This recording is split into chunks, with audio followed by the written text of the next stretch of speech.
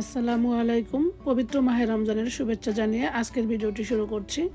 তো রমজানে প্রতিদিন ভাজা পুরি একদমই ভালো লাগে না। তো আজকে তৈরি করে দেখাবো স্বাস্থ্যসম্মত উপায়ে কিভাবে একটি সুপি নুডলস তৈরি করা যায় সেই রেসিপিটি খুবই সহজ উপায়ে আপনাদের মাঝে উপস্থাপন করব। তো একটি লাইক দিয়ে সম্পূর্ণ ভিডিওটি দেখার অনুরোধ রইল। প্রথমে এখানে আমি একটু তেল দিয়ে দুটি ডিম এবং স্বাদ মতো লবণ দিয়ে দিচ্ছি, হাফ টিস্পুনের চেয়েও কম গোলমরিচের গুঁড়া। এখন আমি ডিমটাকে স্ক্রাম্বল করে উঠিয়ে নিচ্ছি।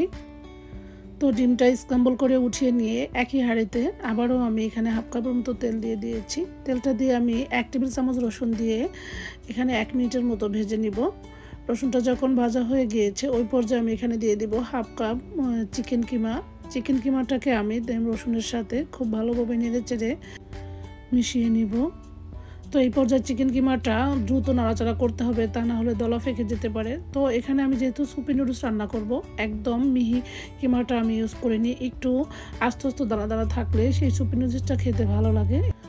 তো এরপর এখানে আমি 1 চা চামচ গরম মশলার গুঁড়া, হাফ চা চামচ হলুদের গুঁড়া, 1 চা চামচ আদা রসুন বাটা ও কাঁচা জিরার গুঁড়া দিয়ে চিকেনের সাথে খুব ভালোভাবে ভেজে নিব। তো এখানে আমি খুব বেশি মশলা ব্যবহার করব না। দেখতে পেয়েছেন আমি কোনো পেঁয়াজ কুচি ব্যবহার করিনি। তো এরপরে এখানে আমি টমেটো কুচি দিয়ে দিয়েছি ধনিয়ার গুঁড়া হাফ চা চামচ। এখন দিয়ে দিব 1 টেবিল চামচ হট চিলি সস, দিয়ে দিবে 1 টেবিল চামচ ম্যাগি সয়া সস। তো এই পর্যায়ে দেখতে পাচ্ছেন আমি অল্প অল্প করে মশলাটা ব্যবহার করেছি। এখানে খুব বেশি মশলা ব্যবহার করব না, কারণ রমজানে মশলাদার জাতীয় খাবার খেতে খেতে অল্প মশলা কিছু একটা তৈরি করলে সেটা কিন্তু তৃপ্তি নিয়ে খাওয়া যায়। তো সেটাই করে দেখাবো।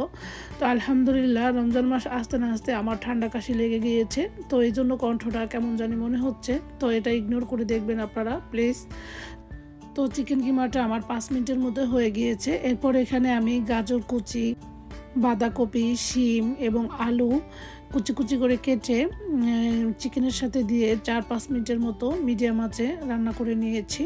তো এই পর্যায়ে দেখে নিব যে আমার সবজিগুলো সেদ্ধ হয়েছে কিনা। দেখতে পাচ্ছেন সবজিগুলো একদম সেদ্ধ হয়ে গিয়েছে।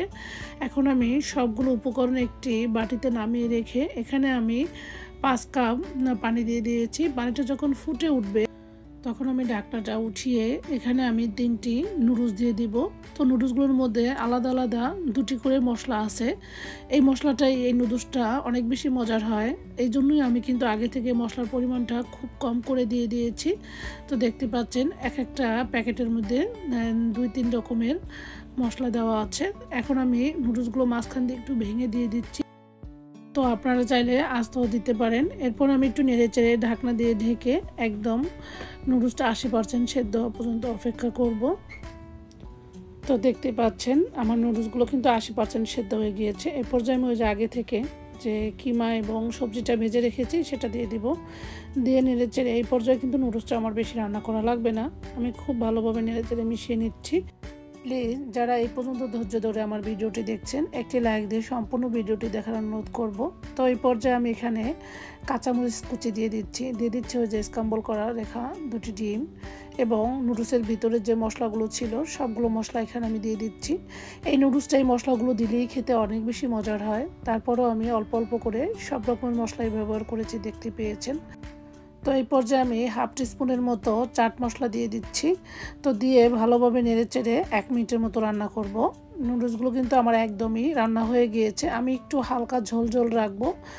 তো এখানে আমি আগে থেকে 1 টেবিল চামচ কর্নফ্লাওয়ার গুলিয়ে রেখেছি 2 টেবিল চামচ পানি দিয়ে। তো এখন আমি সবটুকু মিশ্রণ দিয়ে দিব। এটা দিলে সুপি নুডলসটা একদম একটু আঠালো আঠালো হবে, খেতে এবং দেখতে দুটোই অনেক বেশি ভালো লাগে। তো এই জন্য এটা এই পর্যায়ে দিয়ে দিবেন, কোনোভাবেই স্কিপ করা যাবে না। তো এইভাবে স্বাস্থ্যসম্মত উপায়ে সুপি নুডলস তৈরি করে পরিবারের সবাই তৃপ্তি নিয়ে ইফতারে পরিবেশন করতে পারেন। তো ভাজা পরি প্রতিদিনই ভালো লাগে না, আর গ্যাস্ট্রিকের জন্য অনেক বেশি ক্ষতিকর।